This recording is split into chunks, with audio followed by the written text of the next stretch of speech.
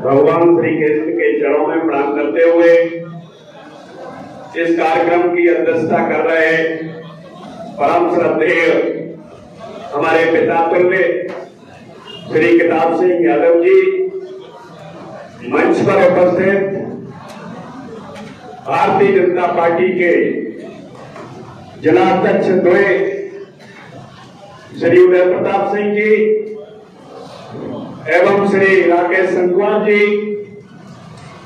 इस लोकसभा के प्रभारी के रूप में यहाँ उपस्थित आदरणीय शिवशंकर शर्मा जी और इस लोकसभा के पालक के रूप में यहाँ उपस्थित आदरणीय पांडे जी, मंच पर कार्यक्रम के दूल्हा आदरणीय विश्वजीत सिंह जी और हम सबके नेता परम श्रद्धेय श्री हरिओम यादव जी, भारतीय जनता पार्टी के सम्मानित सभी ज्येष्ठ श्रेष्ठ नेतागण, कार्यकर्ता बंधुओं और सामने बैठे हुए सम्मानित सभी बुजुर्गों के चरणों में प्रणाम करता हूं और नौजवान साथियों, मुझे समय कम दिया गया है, इसलिए मैं अपनी बात सूक्ष्म में कहूंगा कि वास्तव में अगर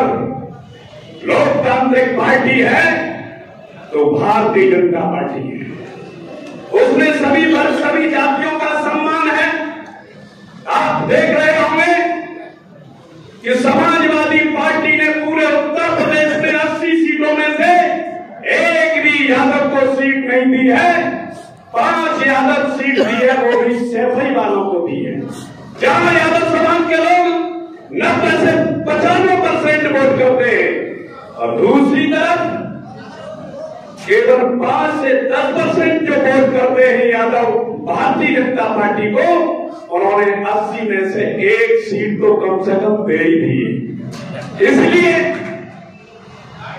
ये चिल्ला रहे हैं समाजवादी पार्टी और एनडीए गठबंधन के लोग, लोकतंत्र खतरे में है। लोकतंत्र खतरे में तब नहीं था जब 2012 में डिम्पल यादव कन्नौज से निर्विरोध इन्होंने पार्टी में सरकार चल रही थी इनकी, तो जबरदस्ती निर्विरोध कर लिया गया था, तब लोकतंत्र खतरे में नहीं था। और माननीय नेताजी मुलायम सिंह यादव जी मैनपुरी से छोड़ी थी सीट और धर्मेंद्र यादव को चुनाव लड़ाया था और पूरा का पूरा चुनाव रिजेक्ट हुआ था, दोबारा चुनाव हुआ था। उस समय लोकतंत्र खतरे में नहीं था क्या? इसलिए मैं कहना चाहता हूं कि ये चुनाव बहुत महत्वपूर्ण चुनाव है, ये देश की दशा बदलने वाला चुनाव है, इस देश को भारत को विश्व गुरु बनाने वाला चुनाव है। आज हम गर्व से कह सकते हैं कि जब किसी दुनिया में किसी भी देश में भारत के प्रधानमंत्री जाते हैं तो हमारा डंका पूछता है, ये है लोकतंत्र की परिभाषा।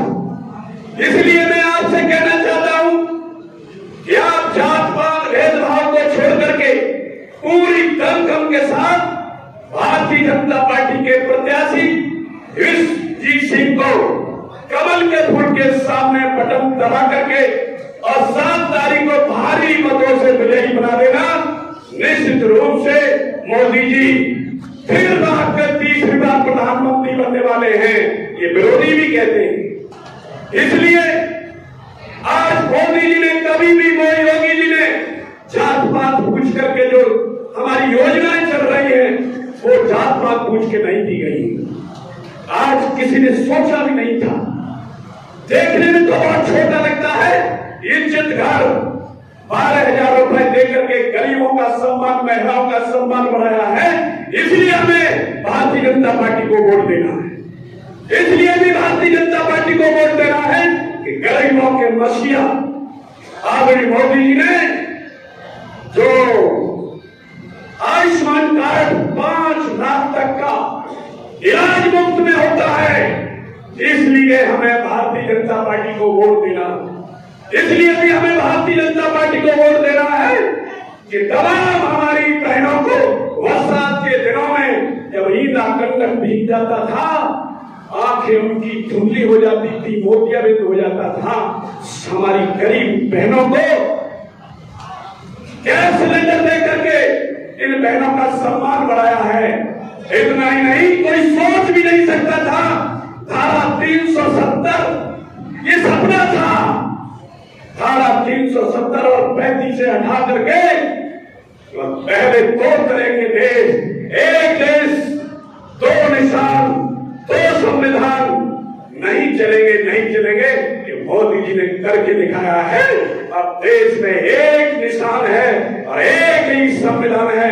मैं ज्यादा कुछ भी कहते हुए सभी लोगों से निवेदन आकर और विनती करता हूं कि आप 7 तारीख को कमल के निशान के सामने वोट दबा करके ये विश्वजीत सिंह को जिता देना। ये विश्वजीत सिंह की जीत मोदी जी की जीत होगी। एक बार तेज आवाज में बोलेंगे, अब की बार आप कहेंगे 400 पार, अब की बार